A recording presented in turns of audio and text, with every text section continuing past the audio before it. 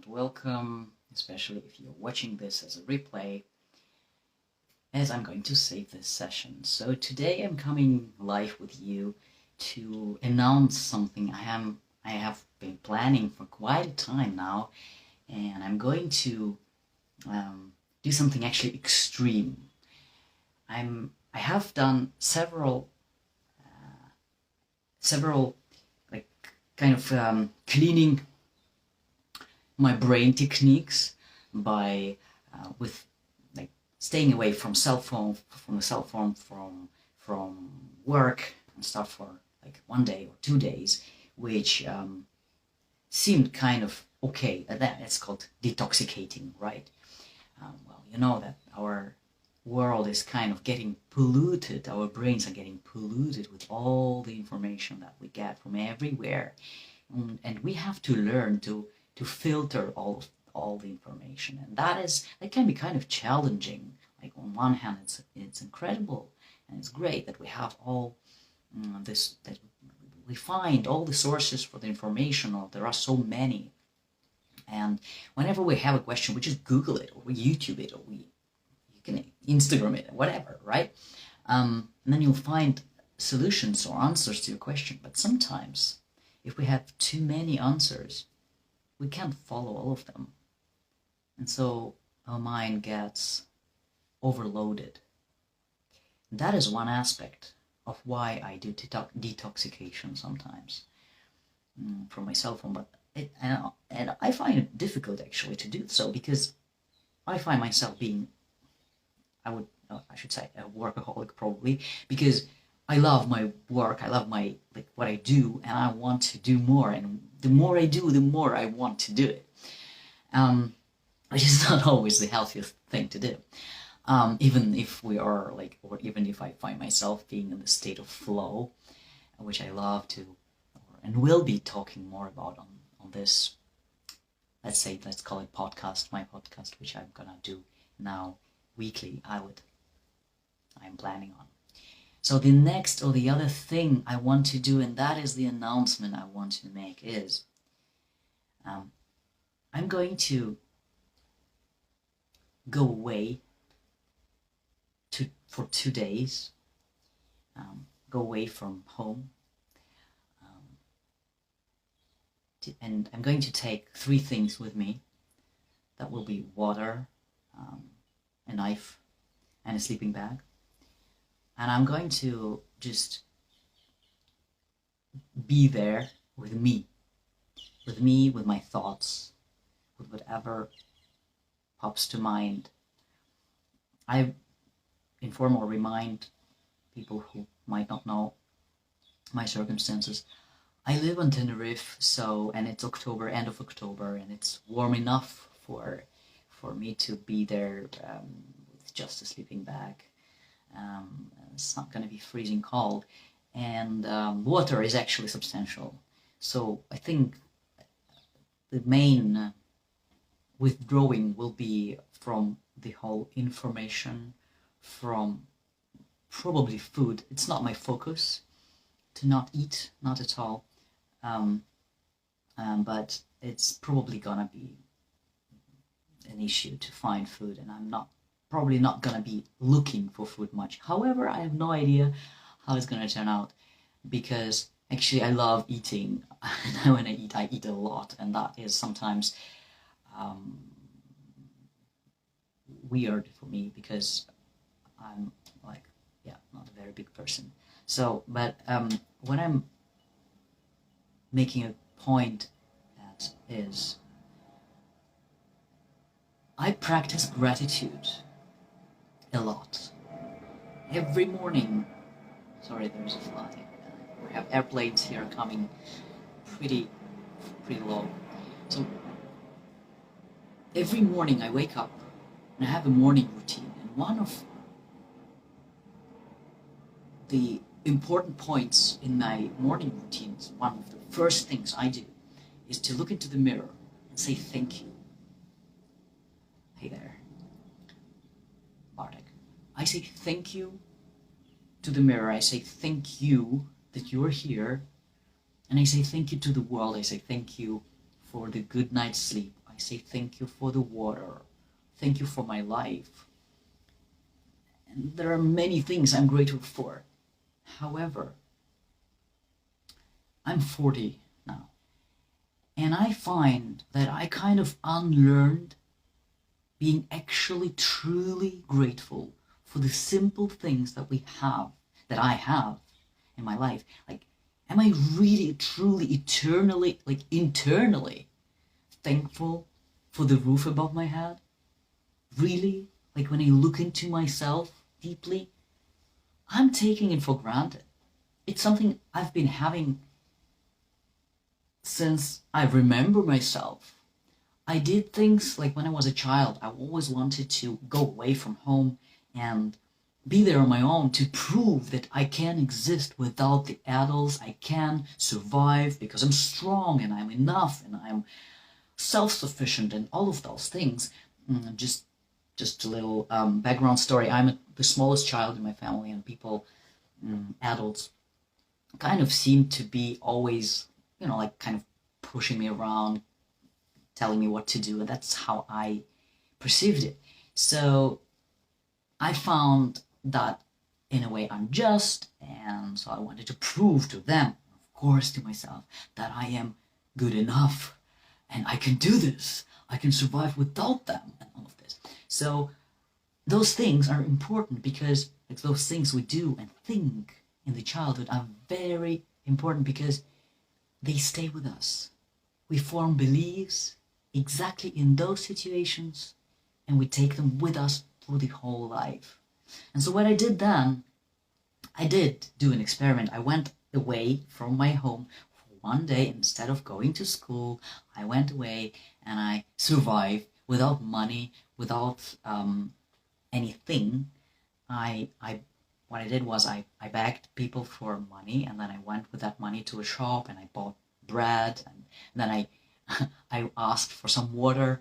A person, just a gardener I saw, and he was like, "What? Why are you like?" I was 7. Why are you here outside? Why aren't you at school? Where are your parents? What is happening? And I was like, "Can I work for you to get water?" He was like, "Here, you can have water. Please drink, and also please go home." So again, I found that people wouldn't take me seriously and wouldn't it is, on one hand I thought, of course I can survive without adults, without anything in my pockets. On the other hand, I felt like I wasn't taken seriously. But that experience gave me a feeling of what it is, what it can be like when you don't have a home. And also, just a little bit of my backstory story is that I am from Chechnya, which is a war place, country, basically. It's not a country, it is a part of Russia, and there's always been happening something, some war, kind of war. And we flew from that. And then we flew from Russia too, which was 26 years ago, which is not a topic here. But that story makes me understand and value what it means to have a roof above your head. We went to Germany, now I live in Spain, in Tenerife. So when we moved to Germany, I saw all these people who were much, much, much richer than we ever were in our life. My family was never rich. Like, we were, as I see it now, we were kind of poor. We were like everybody else around us, but we didn't have a phone. We had a TV with three channels. We had a car which was falling apart, and I remember like being taken with that car just once in my life, and the whole other time my dad was like lying under it repairing it, and then in the end he just sold it. So then sometimes we didn't have water, sometimes we didn't have energy, like electricity. So, and then I end up in Germany with all these kids who have everything that you can even dream of, and they don't seem to be happy. They don't seem to be grateful for what they have, And I was like, oh my God, how can't you be happy? How can't you be grateful? So I valued my new life. And now being 40, having a family, and having actually transitioned into a man I am now, just also maybe information for somebody who doesn't know me, I'm a trans man. It means I've been born into a female body, which means I had gender dysphoria my whole life until I was 32 when I decided actually finally to transition, which is a journey, huge journey. And when I transitioned, I became so grateful again for what I have now. I love my body. I value my life now. It's like having a second chance, having been given a second chance. What I also understand now, it's me who gave myself a second chance. So can you, whatever you are finding yourself of wanting, you can always give yourself that chance to get it. But that's a whole different story and topic, and I would love to have like constant weekly conversations with you if you find it interesting, and I will have this kind of podcast here on this Instagram channel, but also I will post it somewhere else on Facebook and YouTube. So I learned again to be grateful for my life, and I got married, we have a child, and like all of these situations in my life, they made me so grateful, so happy. And so now, 8 years into transitioning, having done all the surgeries that I've been dreaming of, there is still some potential there, but I feel very, very stable and sufficient and happy in my life. Though still, I find myself within like maybe in the last year, I felt it's more than before, that there is more and I want to feel more. And what I find in my morning practice and my morning routine, every day when I do my gratitude exercise, I find that these gratitude words, when I say thank you for the water, thank you for the food, thank you for my good night's sleep and the roof above my head, I find that I don't really, really thoroughly mean it. I want to mean it, but I don't feel it anymore because I got so used to this. And that is why I decided to do this experiment, to go away from my home by myself with those three things that I'm gonna take with me, and just be there, just exist and survive. And apparently, of course, I will survive. This is not about surviving. It's more about, how am I gonna feel just by myself, not being able to talk to people. I mean, I can talk to people, of course, but I don't speak Spanish, so it's probably going to be like another hurdle. And that's not what I'm looking for. I'm not looking for talking to people. I'm looking to talking to myself, to be there just with me. And I think many people don't see the necessity of that, of silence, and kind of maybe don't see how the world we are finding ourselves now in is actually consuming us. We are the consumers, but the things, they actually have us.